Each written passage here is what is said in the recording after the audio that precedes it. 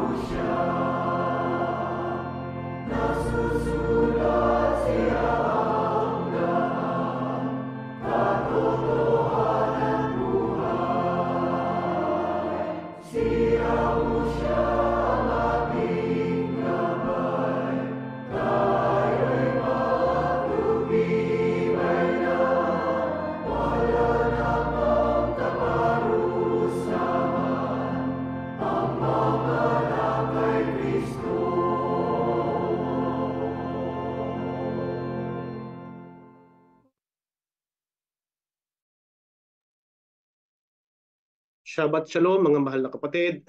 Purihin at sambahin ang Panginoong Yahuwah at Panginoong Yahusha. Muli tayong tinipon para mag-aral po ng mga dalisay na katotohanan na nakasulat po sa Biblia. Ang paksa ng leksyon na atin pong pag-aaralan ngayon mga kapatid ay patungkol po sa pakikinig. Marahil ay iisipin ng iba, napakadali lang naman po ng pakikinig kapatid. Kasi nga naman kung uupo lang tayo makikinig, maaaring madali lang pakinggan. Subalit, kung ang pag-uusapan po natin ay yung tunay na pakikinig o yung spiritual na pakikinig, hindi po ito ganon kadali, mga mahal na kapatid. Sapagkat ang tunay na pakikinig ay nangangailangan po ito ng pagpupursige sa bahagi po natin. Dahil sa aminin man po natin o sa hindi, mga mahal na kapatid, napakarami pong tao ang bigo sa gawaing pakikinig. Dahil ang mga tao sa mundo po ngayon, ang gusto lamang ay magsalita. Pero kakaunti talaga yung may nais na makinig. Kaya nga kung ating pagmamasdan, yung mga tao po sa paligid natin ngayon, ano po bang ating mapapansin mga kapatid? Di ba't nandyan yung mga pag-aawayan, yung mga hindi pagkakaunawaan, kahit sa loob lamang po ng ating sambahayan, ano po minsan makikita natin? Yung mga mag-asawa, hindi nagkakasundo, yung mga magulang sa kanilang mga anak, hindi rin nagkakasundo, kung minsan pa nauuwi pa sa hiwalayan at pagkasira po ng sambahayan. At ang totoo nga po niyan mga kapatid, Kahit maging sa umpisa pa lamang ng paglikha ng Diyos, kina Eva at Adan, ay bigo na agad ang tao sa gawaing pakikinig. Kaya dito ay makikita natin mga kapatid na hindi po ito ganun kadali. Kaya wag na wag po natin itong babaliwalain mga mahal na kapatid. Dahil alam niyo po ba mga kapatid kung bakit napakahalaga ng pakikinig para sa atin mga lingkod ng Diyos? Alam niyo po ba ang katumbas ng salitang pakikinig sa salitang Ebreo? Ito po yung isma. Alam na alam po natin yung isma mga kapatid. Ang pinakamahalagang kautusan ng Diyos. Ano po ba yung nasa umpisa ng isma mga kapatid? Dinggin mo, o Israel. Kaya tayo po ay tinatawagang pansin ng ating Panginoong Yahuwah na magawa nating mabuti yung ating pakikinig para mas maingatan po natin ang ating relasyon sa Panginoong Yahuwah at yung relasyon din po natin sa isa't isa. Kaya bilang mga lingkod ng Panginoong Yahuwah at Panginoong Yahusha, paano po natin ngayon magagawa ang espiritual na pakikinig sa isa't isa? Hayaan niyo po at mag-umpisa tayo ng pagbasa sa Santiago sa 1:19 hanggang 20. Unawain ninyo ito, minamahal kong mga kapatid. Ang bawat tao ay dapat na maging mabilis sa pakikinig, marahan sa pagsasalita, mabagal sa pagkagalit, sapagkat ang galit ng tao ay hindi gumagawa ng katwiran ng Diyos. Paano po, mga kapatid, natin magagawa yung spiritual na pakikinig? Dapat daw po ay maging mabilis sa pagsasalita po ba? Hindi po mga kapatid, sa pakikinig. Unang-una muna yung pakikinig. Eh bakit po ba ipinag-uutos ng Diyos na maging mabilis tayo sa pakikinig? Ito po ay para malaman natin yung kahalagahan po ng pakikinig sa pagbuo ng relasyon. At ito pong pagbuo ng relasyon, maipakikita po natin to kung meron tayong empathy dun sa ating kausap. Kaya makikita natin dito yung kahalagahan po ng empathy sa pagbuo sa ating spiritual na pakikinig. Dahil sa pamamagitan po ng empathy ay naipararamdam po natin doon sa taong kausap natin na talagang sila ay ating pinakikinggan. Paano pa po natin maipakikita yung empathy doon sa ating kausap? Ang sabi sa atin ng Biblia, maging marahan sa pagsasalita at maging mabagal sa pagkagalit. Kaya dapat po ay marunong din tayo na mag-control ng ating damdamin o ng ating sarili. Bakit daw po mga kapatid? Binanggit na rin po sa talatang ating binasa, sapagkat ang galit ng tao ay hindi gumagawa ng katwiran ng Diyos. Hindi po ba totoo yan mga mahal na kapatid? Nakakita na po ba kayo ng taong galit, yung galit na galit? Ano po ba ang tendency ng taong galit? Hindi ba salita na lamang sila ng salita? Pero yung kanilang pandinig, wala, sarado na po yun mga kapatid. Kaya dapat marunong tayo magpigil ng ating sarili. Paano pa po natin maipakikita ang ating empathy? Eh dapat po nakatuon talaga yung ating atensyon doon sa taong ating pinakikinggan. Hindi yung habang tayo ay nakikinig ay may umaagaw ng ating atensyon. Dapat po nakafocus lang talaga tayo doon sa ating kausap. At kapag yun ay nagawa natin, ay nailalagay po natin yung ating sarili doon sa kalagayan ng taong kausap natin. O sa Ingles, we are putting ourselves in their own shoes. Tatandaan po natin mga kapatid na may dalawang bagay po na nagagawa ang pakikitungo natin sa ating kapwa. Una ay maaari nitong mapalago ang ating pangunawa at pwede rin namang mahadlangan ang ating pangunawa. Yung pangalawa, pwede nitong mapatibay yung relasyon at pwede rin naman pong papanghinain ang relasyon. Kaya bilang mga lingkod ng Diyos, mas pipiliin po lagi natin yung mga bagay na makabubuti po sa bawat isa sa atin. Ano naman po ang babala ng Biblia sakaling tayo ay nakikinig sa mga sinasabi po sa atin? Pakinggan niyo po ang nakasulat sa Marcos 4:23 hanggang 25. Kung ang sino man ay may tengang ipandirinig, hayaan siyang makinig. At sinabi niya sa kanila, pag-ingatan ninyo kung ano ang inyong pinapakinggan. Sa panukat na inyong isinusukat, kayo'y susukatin at higit pa ang sa inyo'y ibibigay. Sapagkat ang mayroon ay lalo pang bibigyan at ang wala, pati na ang sa kanya ay kukunin pa. Ano po? O ano po ang babala sa atin? Sakaling tayo po ay nakikinig sa mga sinasabi po sa atin. Sabi ng Biblia, pag-ingatan ninyo kung ano ang inyong pinakikinggan. Bakit daw po mga kapatid? Ang sabi rin, sa panukat na inyong isinusukat, kayo'y susukatin. Ibig sabihin, kung gaanong pangunawa ang ginagamit po natin sa ating pakikinig, eh ganun din yung kaalaman na ating matatanggap pabalik. Kaya nga dito sa konteksto na ating binasa, binabanggit dito ng Panginoong Yahusha, kung sakali ang isang tao ay naglaan ng panahon para unawain, mabuti, suriin ang salita, ay tatanggap siya ng iba yung kaalaman. Pero yung mga taong walang panahon para magsuri, alamin ang katotohanan, ay wala pong paglago ng kaalaman yung ganung mga tao. Kaya maglaan po lagi tayo ng panahon para po unawain yung mga tinatanggap nating salita. Paano pa po natin mauunawa ang mabuti yung ating pinakikinggan? Ipansinin po natin yung binabanggit sa talata. Ano po yung sabi sa umpisa? Kung ang sino man ay may tengang ipandirinig.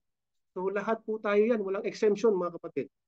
Lahat po tayo ay tinatawagang pansin dito na dapat bukas ang ating pandinig na nakahanda po laging tumanggap ng mga salita.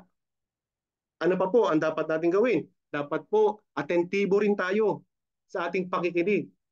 Para siyempre, hindi lang po basta humahanga sa ating pandinig yung ating napapakinggan, kundi talagang ating pong nauunawa ang mabuti. E bukod po dyan, paano pa natin magagawang maging maingat sa ating pakikinig? Na ito po ay isa sa pinakamahalagang aspeto ng ating pong pakikinig. Dito naman po sa mga kawikaan, sa 18, 2 at 15, ganito ang ating mababasa. Ang hangal ay hindi nalulugod sa pangunawa, kundi ang maihayag lamang ang sariling paniniwala. Ang may matalinong pag-iisip ay kumukuha ng kaalaman at ang pandinig ng marunong ay humahanap ng kaalaman. Paano po natin magagawang maging maingat sa ating pakikinig mga kapatid? Ito po yung mahalagang bahagi o mahalagang aspeto ng ating mga pakikinig. Ito po yung to have a discerning heart na dapat po maging marunong o matalino tayo sa ating pakikinig. Paano po ba tayo magiging matalino? O how do we discern mga kapatid? Dapat po ay sinusuri natin ang lahat ng mga bagay. Kapag tumatanggap tayo ng mga impormasyon, dapat inaalam muna natin kung ano yung pawang katotohanan bago tayo gumagawa ng ating konklusyon. Paano pa po? Kailangan po ay marunong muna tayong umunawa bago tayo unawain ng iba. Kaya dito makikita rin po natin yung kahalagahan ng humility, yung kapakumbabaan, at ng selflessness mga kapatid, o yung pagiging hindi makasarili. At wag na wag din po tayo mahuhulog doon sa kasabihan na they don't listen to understand, they listen to reply. Ibig sabihin, kunwari, nakikinig siya doon sa taong kausap, pero sa loob-loob niya, ay nagre-ready lang naman siya ng maisasagot pabalik. Yung ganyong mga tao po ay ang nais lamang niya ay siya yung pinakikinggan. Lagi siya yung tama. Ayaw tumanggap ng kritisismo. Pero hindi naman magawang umunawa ng ibang tao. Ano daw po ang tawag ng Biblia sa ganung mga tao? Hangal. Ang hangal na hindi nalulugod sa pangunawa at nais lamang ay maihayag ang sariling paniniwala. Kaya wag po tayo magaya sa ganyang uri ng mga tao. Dapat gawin po natin, magsuring lagi ng lahat ng mga bagay para lumago po ang ating kaalaman. Paano pa po natin mapapalago, mga kapatid, ang ating kaalaman sa pamamagitan ng spiritual na pakikinig? Ito po sa Kawikaan 1:5 hanggang 7, ganito naman po ang ating mababasa. Sa pakikinig nito, ang marunong ay lalong magiging marunong at ang may pinag-aralan ay magiging dalubhasa upang maunawaan nila ang kahulugan ng mga kawikaan, mga talinghaga at mga bugtong ng marurunong. Ang pagkatakot kay Yahuwah na may paggalang ang simula ng karunungan. Ngunit sa hangal, walang halaga ang karunungan at ayaw niyang maturuan upang maituwid ang kanyang pag-uugali. Paano pa po natin mapalalago ang ating kaalaman sa pamamagitan ng spiritual na pakikinig, mga kapatid? Kailangan po maging intentional talaga tayo para tayo ay matuto. Ano po ang magiging resulta? Ang sabi ng Biblia, ang marunong ay lalong magiging marunong at ang may pinag-aralan ay magiging dalubhasa. Sa panahon po kasi natin ngayon, ang mga tao ay tila po ba takot na makinig sa mga bagay na taliwas sa kanilang paniniwala. At para bagang ayaw na ayaw nila na mabago yung kanilang persepsyon, yung kanilang pananaw sa buhay. Kaya ano na lamang po ang ginagawa ng ganung mga tao? Kaya umiiwas na lamang sila. Hindi na lang sila nakikinig. Ang pinakikinggan lamang nila ay yung mga bagay na ayon po sa kanilang paniniwala. Napakahalaga po kasi, mga kapatid, yung tayo ay minsan ay tinatanggap natin na yung tinatanggap natin yung posibilidad na mali tayo sa ating paniniwala. Alam niyo po ba kung bakit? Dahil sa pamamagitan po nun ay magkakaroon ng oportunidad para tayo ay matuto. At sa pamamagitan din po nun, yung ating conviction ay mas tatatag po kapag hinayaan natin na ito ay subukin. Kaya sa pamamagitan po niyan at pag yan ay nagawa natin, tiyak, mas lalago po ang ating kaalaman. At ano daw po ang umpisa ng karunungan? Ang sabi ng Biblia, ang pagkatakot kay Yahuwah na may paggalang ang simula ng karunungan. Kaya tayo po sa assembly ay nagpapasalamat sa ating Panginoong Diyos sapagkat lumalago ang ating kaalaman. Sa tulong at awa ng Diyos ay nagagawa nating maging bukas sa paniniwala ng iba. Sinusuri natin ang lahat ng mga bagay batay sa kung ano ang aral ng Biblia. At kaya nga sa tulong at awa ng Diyos, nalaman natin ang pangalan ng Panginoong Diyos, Panginoong Yahusha, ang kahalagahan ng 10 kautusan, ang Sabat, at marami pang iba. Kaya pinatutunayan po nito na ang espiritual na pakikinig ay makapaghahatid po sa atin sa mas maraming kaalaman at makapagpapalapit rin po sa atin sa Panginoong Yahusha at sa Panginoong Yahuwah. Paano po? O paano natin mas lalo pang magagawang makinig sa ating Panginoong Yahuwah at Panginoong Yahusha? Sa mga kawikaan pa rin po, sa 4:20 hanggang 22, ganito po ang ating mababasa. Anak, pakinggan mong mabuti ang itinuturo ko sa iyo. Huwag mo itong kalilimutan, kundi ingatan sa puso mo, sapagkat magbibigay ito ng malusog na katawan at mahabang buhay sa sino mang makakasumpong nito.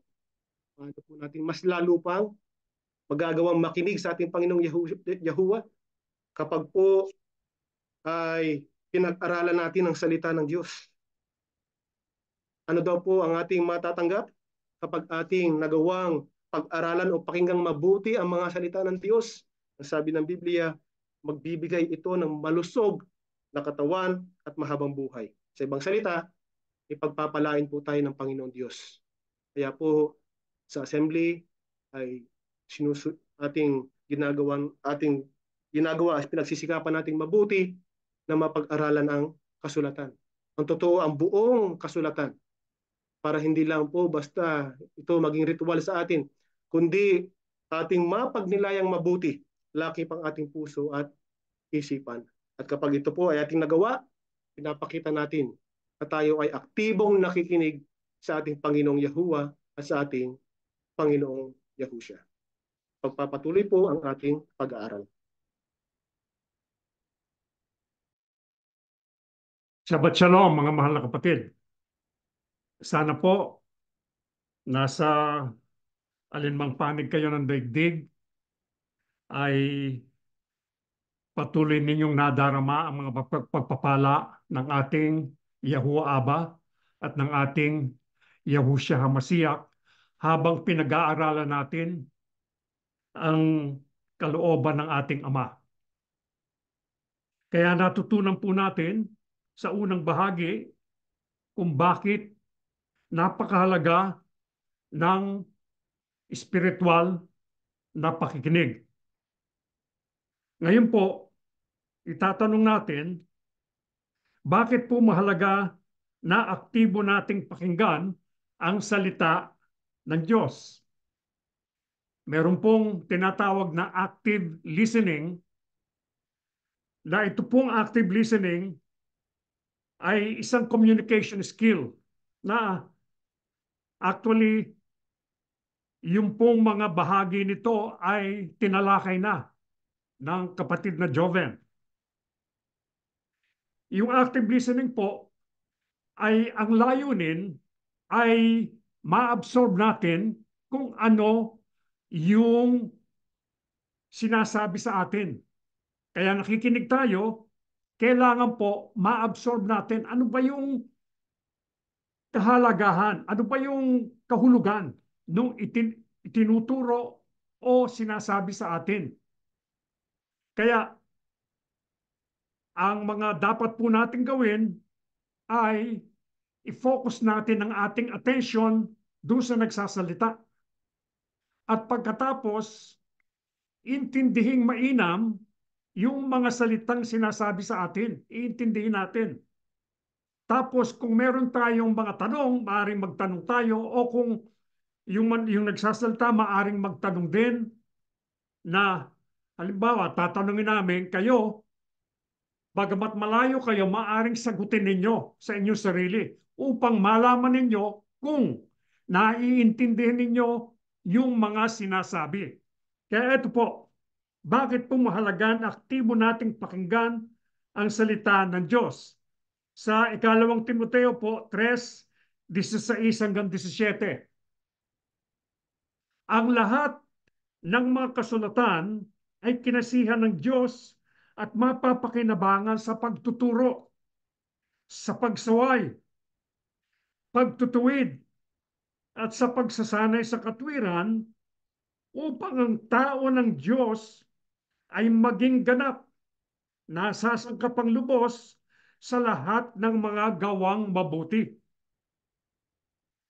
Bakit po mahalaga na aktibo nating pakinggan ang salita ng Diyos?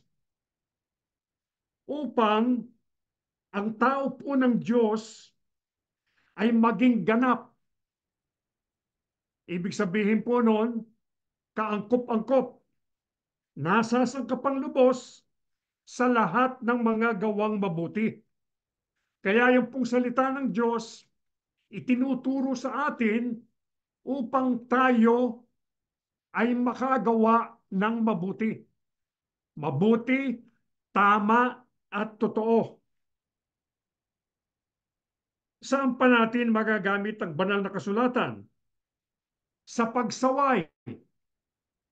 Kaya po, pagka meron tayong narinig na aral na mali sa pagkakasalin o pagpapaliwanag, itutuwid po natin.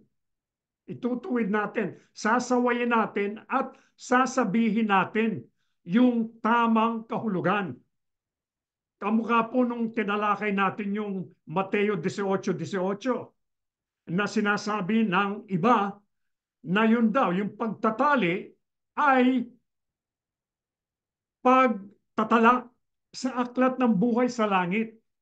Ngunit alam natin sa ating pagsusuri na yung pagtatali ay isang idiomatic expression sa panahon ng ating Panginoong Yahusya sapagkat siyang nagsalita na nangangahulugan ng pagbabawal, mga gawaing pinagbabawal, hindi pinahihintulutan o labag sa kalooban o batas ng Diyos. Kaya yung tinatalian, yun ang mga bagay na labag na gawin. Hindi po pagdadagdag yun sa aklat ng buhay. Kaya yung salita ng Diyos gagamitin natin sa ganyan, pagtutuwid at pagsasanay sa katwiran. Kaya po pinahihintulot ng ating Yahuwah Aba na matuto tayo sa ating Panginoong Diyos upang magtamo tayo ng karunungan at tanggapin ang patnubay ng Diyos. Kaya napakahalaga na ituring natin ang banal na kasulatan na tuwirang pakikipag-usap sa atin ng Diyos at ng Panginoong Yahusya. Kaya po kung meron kayong Biblia, yung karamihan ng Bibliang Ingles, kung titingnan nyo yung Matthew, Mateo, Marcos, Lucas at Juan, yung pong salita ng ating Panginoong Yahusya usually nasa red para makita natin, ito, ang nagsasalita dito ay ang Panginoong Yahusya sapagkat siya ang ating mabuting guro at alam niya ang kalooban ng Diyos. Kaya ano pa ang dapat nating gawin? Buong paggalang po nating pag-aralan ang banal na kasulatan, lakip ang nakikinig na puso at pag-iisip. Kaya yan po ang dapat nating gawin. Ano po ang kahalagahan ng aktibong pakikinig ng mga salita ng ating Yahuwah Aba? Ito po ang sagot sa Mateo 4:3-4. Dumating ang manunukso at sinabi sa kanya, kung ikaw ang anak ng Diyos, ipag-utos mo na ang mga batong ito'y maging tinapay. Ngunit siya'y sumagot, nasusulat, hindi sa tinapay lamang nabubuhay ang tao, kundi sa bawat salitang lumalabas sa bibig ng Diyos. Ano pa po ang kahalagahan ng aktibong pakikinig ng mga salita ng ating Yahuwah Aba? Tatanggapin po natin ang ating espiritual na kalusugan. Ito pong talatang ito ay tumutukoy nang ang ating Panginoong Yahusya ay matapos sa kanyang 40 araw at 40 gabing pag-aayuno o fasting. Nag-fasting po siya. 40 araw, 40 gabi. Kaya gutom na gutom siya. Tinukso siya ni Satanas. Kung ikaw ang anak ng Diyos, ipag-utos mo niya na itong mga batong ito'y gawing tinapay. Ngunit, alam ng ating Panginoong Yahusya ang pagnanasa ni Satanas. Ang gamitin niya ang kapangyarihan. Kayang-kayang gawin yun ng ating Panginoong Yahusya, ngunit ipinakita niya na siya ay nagtitiwala sa ating Yahuwah Aba at hindi kanino man. At sinabi niya na hindi lamang sa tinapay nabubuhay ang tao, kundi sa salitang lumalabas sa bibig ng Diyos. Bakit po? Ano po ba ang kabuuan ng isang tao? Ang tao po may katawan, may kaluluwa, at may espiritu. Alam natin yung katawan. Yung katawan kailangan kumain upang mabuhay. Kaya kailangan yun. Yung kaluluwa natin, kailangan din ng pagkain. Ayun ang pagkain ng kaluluwa natin. Yun ang mga salita ng Diyos na nagbibigay lakas sa ating kaluluwa. Yung pong Espiritu, yun ang nagbibigay buhay sa atin na kapag tayo'y namatay, yun ang bumabalik sa Diyos. Kaya, kaya po, napakalakas ng salita ng Diyos o nagpapalakas ang salita ng Diyos sa ating mga kaluluwa. Kung taimtim nating tinatanggap, isinasaloob, ibig sabihin po, ini-internalize natin yung mga salita ng Diyos at isinasagawa sa ating buhay. Hindi po lalakas ang ating mga kaluluwa sa pakikinig lamang. Kung kailangan nating kundi kailangan nating ibuhay kung ano yung mga narinig natin. Ibuhay natin yung mga prinsipyo na nasa mga salita ng Diyos. Yun po ang dapat nating gawin. Ano po ang palatandaan na ginagawa natin ang pakikinig na espiritual sa ating buhay? Kanina po, nabanggit natin yung aktibong pakikinig. Ito naman, espiritual na pakikinig. Ano po ang pagkakaiba ng dalawa? Yung pong espiritual na pakikinig ay may dagdag na layunin. Kaya yung spiritual pakikinig po, active listening din po yun, ngunit may layunin pa na gumawa, umaksyon. Kaya ulitin po natin ang tanong, ano po ang palatandaan na ginagawa natin ang pakikinig na espiritual sa ating buhay? Sagot po, Santiago 1:22 hanggang 25. Ngunit maging tagatupad kayo ng salita at hindi tagapakinig lamang, na dinadaya ninyo ang inyong mga sarili. Sapagkat kung ang sino man ay tagapakinig ng salita at hindi tagatupad, siya ay katulad ng isang tao na tinitingnan ang kanyang likas na mukha sa salamin. Sapagkat minamasdan niya ang kanyang sarili at umaalis. At agad niyang nalilimutan kung ano ang kanyang katulad. Ngunit ang tumitingin sa sakdal na kautusan, ang kautusan ng kalayaan, at nananatili na hindi tagapakinig na malilimutin, kundi tagatupad na gumagawa, siya ay pagpapalain sa kanyang gawain. Ano po ang palatandaan na ginagawa natin ang pakikinig na espiritual sa ating buhay? Tayo po ay hindi lamang tagapakinig ng salita, kundi tagatupad din tayo. Kaya yun po ang pagkakaiba o karagdagan ng spiritual listening sa active listening. Tagatupad din. Yung active listening, maaring na-absorb mo, nalaman mo kung ano yung sinasabi, maaring katotohanan yon, ngunit nasa isip mo lang. Ngunit ito, spiritual listening, tinutupad mo yung napag-aralan mo, yung natutunan mo. Ano pong mangyayari kung hindi natin tinutupad ang ating napapakinggan?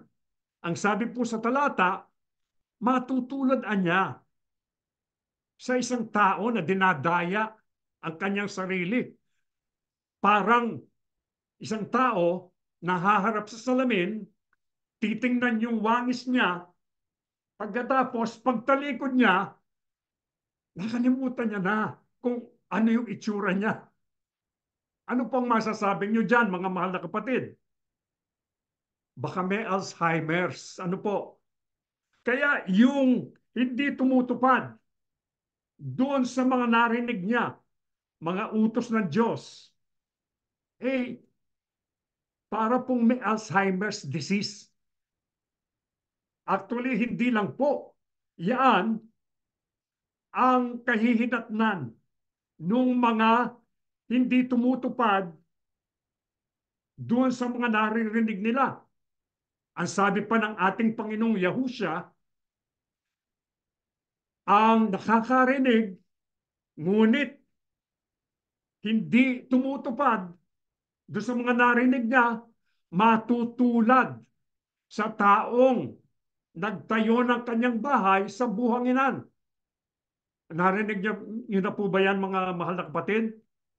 Pagka nakatayo ang bahay sa buhanginan, ibig sabihin po, mahina yung pundasyon nun.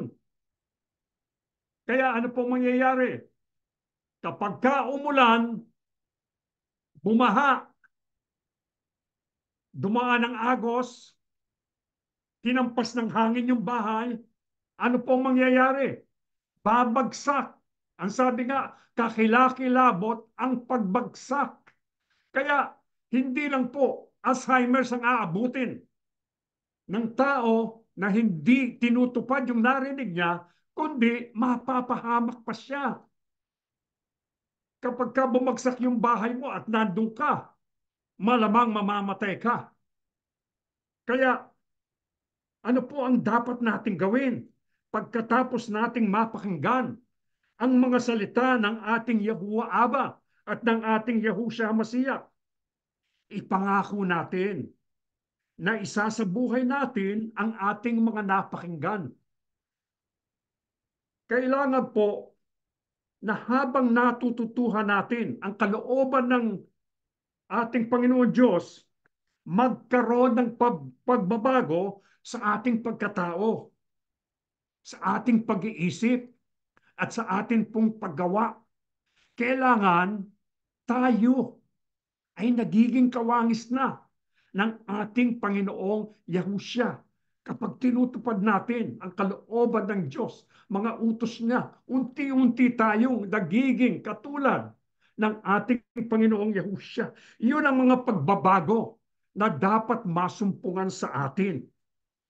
Ano pa po ang isang palatandaan ng mga tao na nakikinig ng espiritual?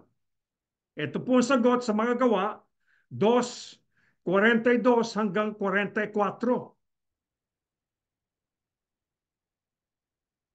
Nananatili silang matibay sa turo ng mga apostol at sa pagsasama-sama, sa pagpuputol-putol ng tinapay at sa mga pananalangin.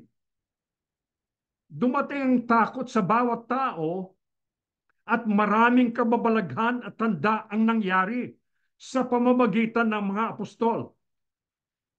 At ang lahat ng mga mananampalataya ay magkakasama at ang kanilang ari-arian ay para sa lahat.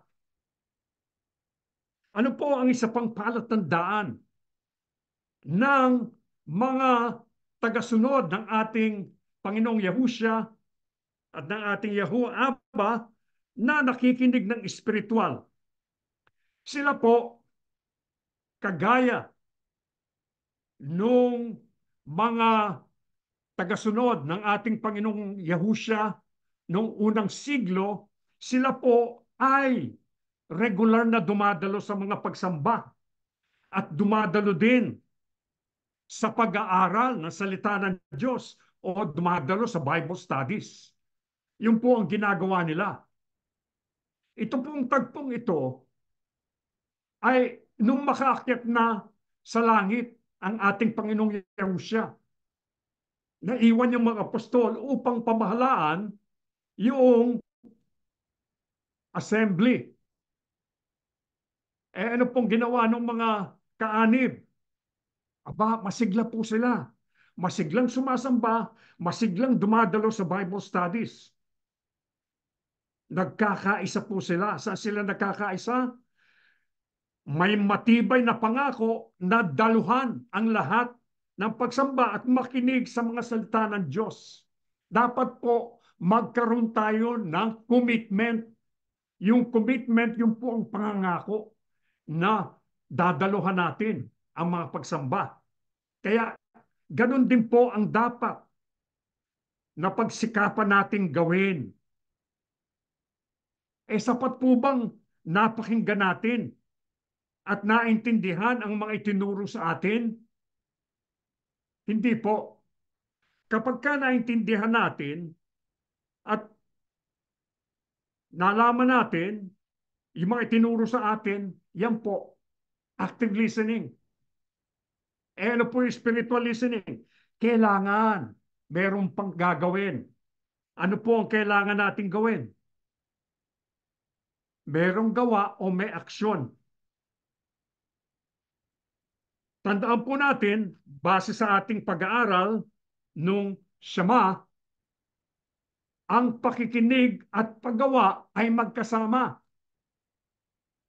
Sapagkat nung ipag-utos ng ating Yahuwah Aba, pakinggan mo, o Israel, si Yahuwah ang Diyos at siya'y nag-iisa. Pagkatapos sinabi pa niya, mahalin mo si Yahuwah ng buong puso, buong kaluluwa at buong lakas mo. At ang mga pinag-uutos ko sa iyo ay ilalagay mo sa iyong puso, ituturo mo sa iyong mga anak habang nasa bahay kayo, habang naglalakad kayo sa daan, kung kayo'y matutulog, kung kayo'y babangon, yun ang gagawin nyo. Kaya may action po na hinahanap. Kaya po, ang pakikinig at paggawa ay magkasama. Kaya kung nakikinig po tayo sa mga Bible studies, dapat sinusuri natin yung ating napapakinggan at kung mapatunayan natin na tama at ayon sa kalooban ng Diyos, ay dapat tayong umaksyon. Ano aksyon po ang kailangan nating gawin? Unang-una, ibuhay natin yung mga utos ng Diyos na ating napapag-aralan. Ikalawa, ipamahagi natin. Ipamahagi po natin. Mahirap po bang ipamahagi ang mga kaalaman na ating natutuhan sa ating mga pagsamba at mga Bible studies? Hindi po. Sa ating panahon, maraming pamamaraan upang maipamahagi natin ang ating kaalaman gamit ang social media. Ano po ang pwede natin gamitin? Facebook.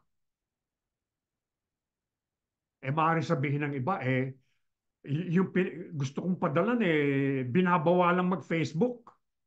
Pwede naman po natin gamitin yung i-text natin, yung YouTube link ng mga Bible studies natin at yung mga pagsamba natin. Pwede rin nating email at iba-iba pang pamamaraan. Kaya wag po tayong pahahadlang kung yung ibang mga kaanib sa ibang relihiyon ay binabawalan na huwag silang mag-i-internet, huwag silang mag-Facebook sapagkat sabi nila mga nganib ang kanilang kaluluwa. Kung yung aral na tinatanggap mo ay hindi naman makatatayo sa tuligsa ng iba, hindi siguro tama. Kaya nga, kung aaral mo, kamukha sinasabi ninyo sa Mateo 18:18 na yung pagtatali ay pagdadagdag sa aklat ng buhay sa langit, ay hindi nga tatayo. Kaya dapat ka nga matakot na huwag kang mag-Facebook, huwag kang mag-i-internet, sapagkat makikita mo yung katotohanan. Kaya wala pong sapilitan na ipamahagi natin ang ating mga videos, ngunit bilang mga tagasunod ng ating Panginoong Yahushua, kailangan pong mapatunayan natin na ginagawa natin ang proseso ng pakikinig na espiritual. Ano po yon? Yung proseso, makikinig tayo, pag-aaralan natin. Pagkatapos, ano po, magsusuri tayo. Tama ba ang narinig natin? Kaya sa ating mga pagsamba, pwede nyo kunin yung mga talata. Pwede nyo namang i-replay sapagkat may recording naman yan. Tapos hanapin nyo sa Biblia ninyo upang mapatunayan ninyo kung tama ang sinasabi ng mga nagpapahayag ng mga salita ng Diyos. So, matapos po tayong magsuri, ano gagawin natin? Aaksyon tayo. Ibubuhay natin, ipamamahagi natin sa iba. Ano po ang pangako ng ating Yahuwah Aba doon sa mga tunay na nakikinig sa Kanya? Huling talata na ating pong babasahin, Isaiah 55:2-3. Bakit ninyo ginugugol ang inyong mga salapi sa mga bagay na hindi makakain? Bakit nyo inuubos ang mga sweldo nyo sa mga bagay na hindi makakapagpabusog sa inyo? Makinig kayo sa akin at makakakain kayo ng mga masasarap na pagkain at talagang mabubusog kayo. Lumapit kayo sa akin at makinig para mabuhay kayo. Gagawa ako ng walang hanggang kasunduan sa inyo. Ipapadama ko sa inyo ang pag-ibig ko't awa na ipinangako ko kay David. Ano po ang pangako ng ating Yahuwah Aba doon sa mga tunay na nakikinig sa Kanya? Ito po ang nagsasalita dito, ang ating Yahuwah Aba mismo. Ang sabi niya, siya ay gagawa ng walang hanggang kasunduan sa atin. At ang sabi niya, ang makikinig sa Kanya, makakakain ng masasarap na pagkain at mga bubusog sila. Ang sabi pa nga niya, bakit ninyo ginugugulan yung mga salapi sa mga bagay na hindi makakain? At inuubos yung mga sweldo ninyo sa mga bagay na hindi makakapagpabusog sa inyo. Kaya ibig sabihin po nito, kapag tayo'y nagtiwala sa ating Yahuwah Aba, kapag tayo'y umasa sa ating Yahuwah Aba, ibibigay niya ang ating mga pangangailangan. Ano po bang mga pangangailangan ng mga tao? At tinatawag na 3 basic needs ng tao: pagkain, damit, pananamit, at saka silungan, shelter. Ibibigay niya lahat yan na hindi tayo kailangang mayaman upang kamtin natin ito. Ang sabi nga niya, bibigay ko sa inyo ang mga bagay, makakain ninyo na mabubusog kayo, na hindi kayo gumugugol ng malaki. Kaya maliit man, sapat lang ang kinikita natin, ang buhay natin magiging mapayapa. Ang buhay natin magiging masaya. Sapagkat nagtitiwala tayo, nakikinig tayo sa ating Panginoong Yahuwah at sa ating Yahushua HaMashiach.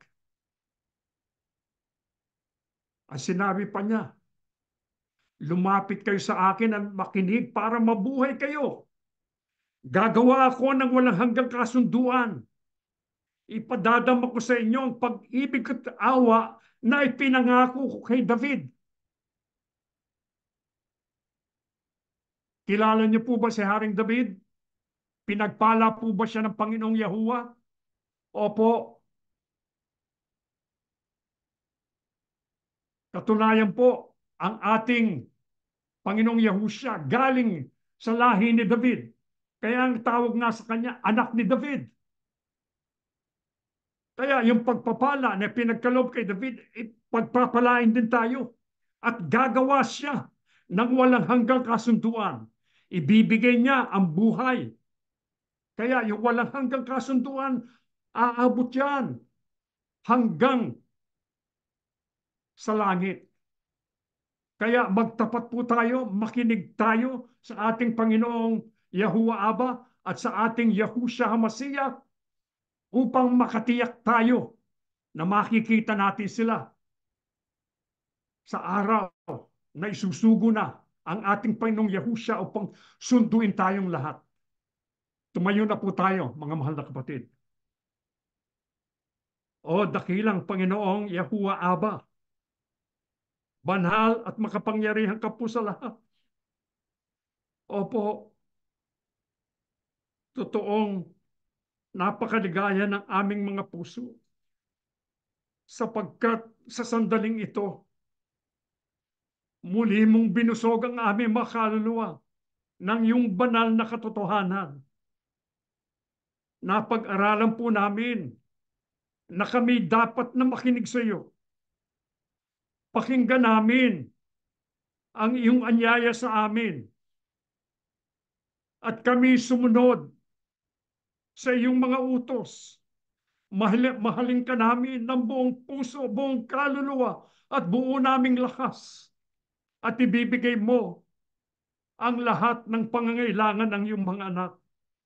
Maraming maraming salamat o dakila naming Aba. Kung titingnan namin ang aming mga sarili, kami yagit lamang sa mundong ito. O dakila naming Diyos, maraming salamat sapagkat damang-dama namin ang iyong pagmamahal sa amin. Mahal ka rin namin o dakila naming Diyos. At bagamat hindi namin tinataas ang aming kanang kamay, nangangako kami, susundin ka namin, makikinig kami sa iyo, mamahalin ka namin hanggang sa huling sandali po ng aming mga buhay.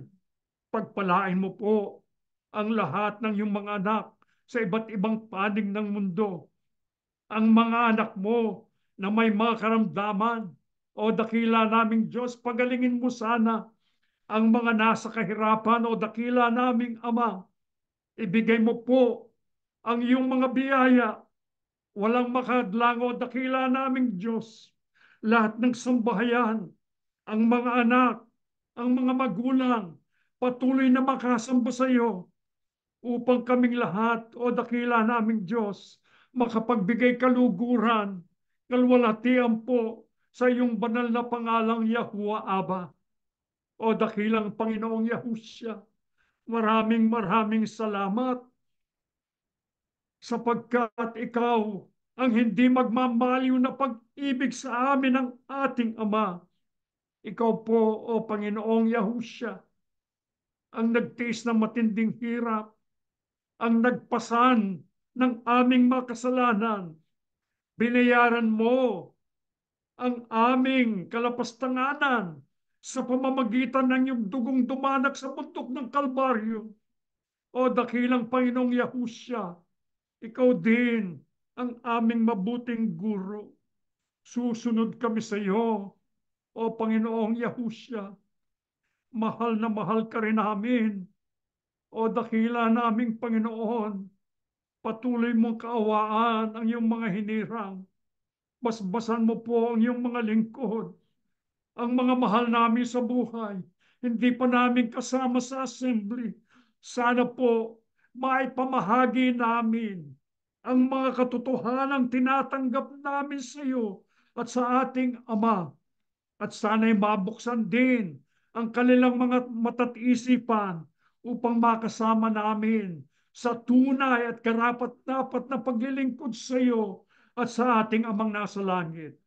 Lubos po ang aming pag-asa, o dakila naming Yahuwah Aba. Nadinig mo ang aming mga karaingan. Pinagpala mo na po ang bawat isa sa amin.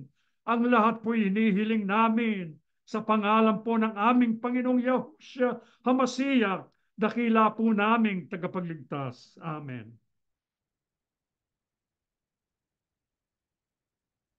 Manatili po tayong nakatayo, mga kapatid, sapagkat meron po tayong ipapanalangin na isang sanggol.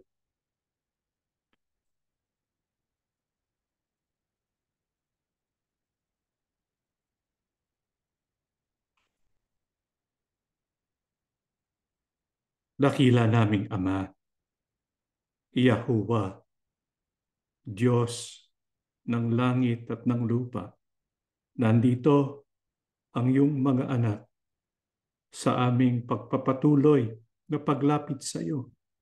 Inapahayag namin ang aming taos-pusong pagpapasalamat at pagpupuri sa iyo. Nandito ang mga magulang na pinagkalooban mo ng sanggol. Salamat ng marami sapagkat pinanganak ang kapatid na Jaden Hope Camacho. Nandito po ang iyong anak ngayon. Dala ng kanilang mga magulang upang ihabilin siya sa iyo, Ama. Upang ihandog siya sa iyo bilang anak mo na nangangako na mag-aalaga sila at magpapalaki ng ayon po sa iyong kalooban. Salamat ng marami sapagkat ang aming maliit na kapatid, ang kapatid na Jaden, ay malusog at malakas. Subalit, batang-bata pa lamang siya. Marami pa siyang mararanasan. Habang lumalaki ang sanggol na ito, bigyan mo ng lusog ng pangangatawan. Iligtas po sa anumang masasamang pangyayari, anumang sakit o karamdaman. Iligtas sa lahat ng panganib at sa lahat ng uri ng kasamaan. Pinagmamakaawa namin sa iyo. Nandito po ang mga saksi. Nakita mo kung papaano minamahal ng mga magulang ang anak na ito. Kaya sa kanilang pagpapalaki, tulungan mong bigyan sila ng karunungan, kapangyarihan nagmumula sa iyo. Mapalaki nila ang batang ito, lumaking mananampalataya at umiibig sa iyo. Ama, pakisuyo naming magkakapatid, pakisulat ang pangalan ng anak na ito, ang pangalang Jaden Hope Camacho, sa aklat ng buhay. Panginoong Yahushua, salamat ng marami. Kinikilala namin napakalaking biyaya na magkaroon ng anak. Nawa makita mo sa mga magulang ang kanilang pagpapagal para mapalaki ang batang ito at ang kanilang mga iba pang mga anak sa tamang paraan na nakalulugod sa iyo sa Ama. Ama, pakibasbasan ng mga magulang, lalong-lalo na sa panahong malapit nang dumating ang iyong bugtong na anak, sapagkat alam namin daraan kami sa mga pagsubok. Ikaw po sanang umalalay sa mga magulang. Bigyan po sila ng tunay na pananampalataya at pag-ibig na nagmumula sa iyo. Pakibasbasan din ang kanilang hanap buhay. Maging kasangkapan sila sa pagbibigay ng lahat ng pangangailangan ng lahat ng kanilang mga anak. Ama, sumasampalataya kami. Binasbasan mong sambahayan ng kapatid na Joven. Pinagpala mo sila sa lahat ng kanilang ginagawa. Ito pong aming pinagmamakaawa sa pangalan po ng aming tagapagligtas na si Yahushua HaMashiach. Amen.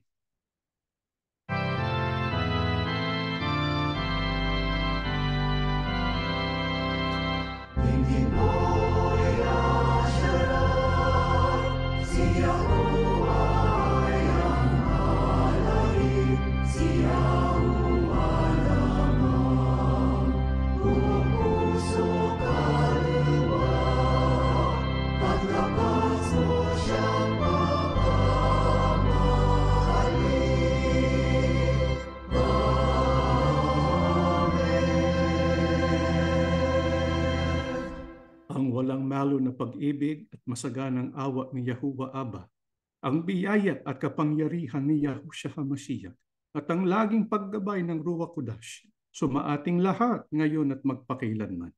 Amen. Just a few reminders po. Mamaya, meron po tayong sasagawang Children's Ministry, 11:30 p.m. po Pacific Standard Time. At itutuloy din po natin ito para po bukas, 11:30 a.m. Pacific Standard Time. Sana lahat ng mga magulang ay madala po nila ang kanilang mga anak para makadalo sa ating ginagawang Children's Ministry. Also, bukas din po ay itutuloy po natin ang ating BQA Tagalog. Ang paksa na ating tatalakay ay ukol po sa katawan ni Kristo. Sapagkat merong mga ilang relihiyon na ginagamit yung salitang katawan ni Kristo at ina-apply yun sa kanilang organisasyon lamang. Kaya ano bang ibig sabihin o kahulugan ng katawan ni Kristo ayon po sa banal na kasulatan. Tapos next week po ay ang atin pong in-person activity. Ito po ay pagsamba, tsaka meron tayong gagawing Bible-Based Wellbeing Seminar February 17, 2024. Sana po ay tayo ay makadalo sa aktibidad na ito. At bilang panghuli, meron po tayong sasagawang seminar. Ito po ay para sa February 24, 2024. Ito ay patungkol sa ating mga kabataan na pwede na po silang, maaari na po silang makapag-asawa. Kaya hindi po ito para sa lahat. Finding the One. Ito po ay February 24. Natatapos na po ang ating pagsamba. May Yahuwah Abba and Yahushua HaMashiach bless all of us.